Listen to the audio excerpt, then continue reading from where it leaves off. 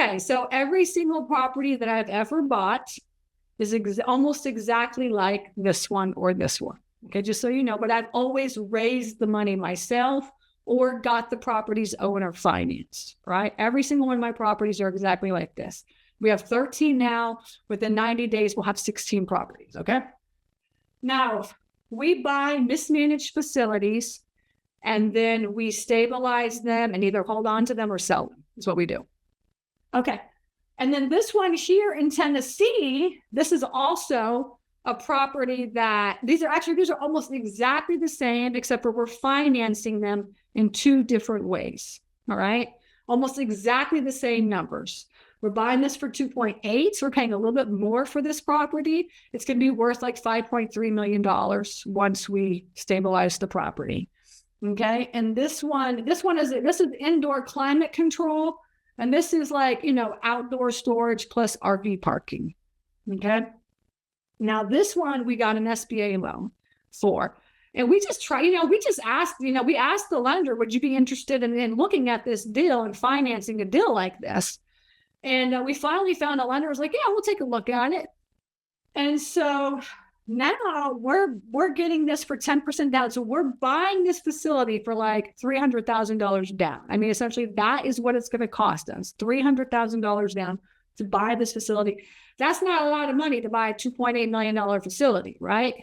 That's pretty cool. Now this, the hard part is that we're buying this for 9.5% interest, but you can pay a high interest rate if you have enough spread in the deal.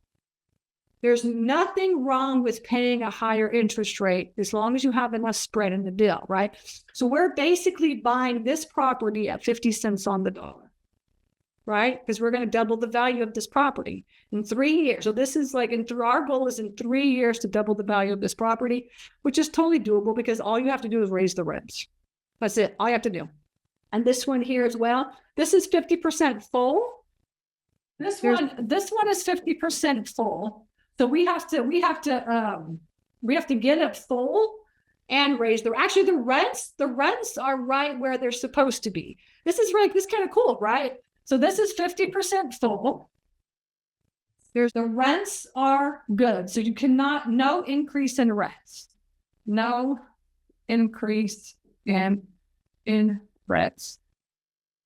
Right. And this one here, this is 100% full, and you can increase the rents by tripling them. Okay. Tripling it.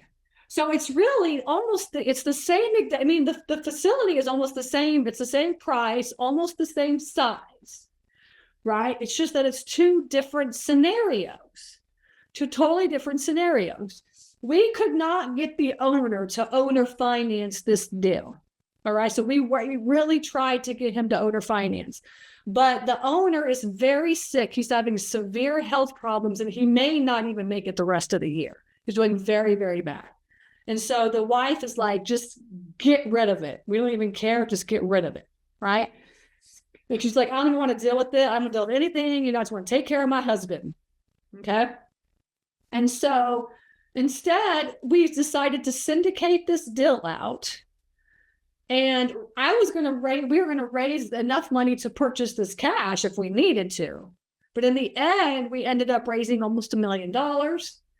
We were, because we were thinking, okay, we might have to get a hard money loan or some crazy loan on this to get this finance, because this is a severely mismanaged deal. So maybe we have to put like 30% down or something. So I was like, let me just raise $1 million. And in the end, we found an SBA loan. We found a lender that would lend on this for the 10% down, 9.5% interest.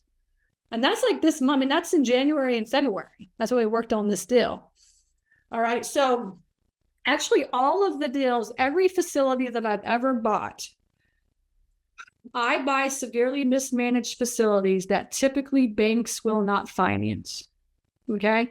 And so what that means is there's two things. I have to make sure that there is enough spread in the deal so that when I go raise the money, that I can afford a high interest rate. So all of my personal facilities that I bought are anywhere from like 6 to 10% interest, typically 8 to 10% interest. Actually, all my owner financed facilities are like 4 to 5%, actually. No, 4 to 6, yeah, 4 to 6%. And then anything that I had to raise the money from, I'm paying 8 to 10%. Okay, just to give you guys an idea.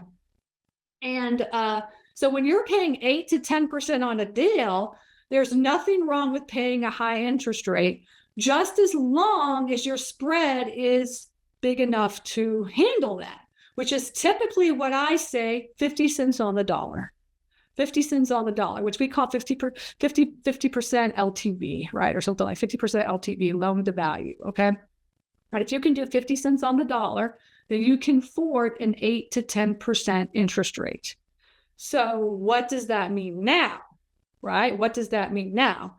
That means that right now, interest rates are nuts, and everybody is getting out of the game because they don't want to pay the high interest rate. But for me, when I hear that there's high interest rates, all that means to me is that I've got to find better deals that have bigger spreads in them. It's 6 one way, half a dozen the other. Essentially, you can have a little bit of a spread with a little tiny bit of a interest rate, or you can have a big spread with a big interest rate, right? So what do you guys think of that?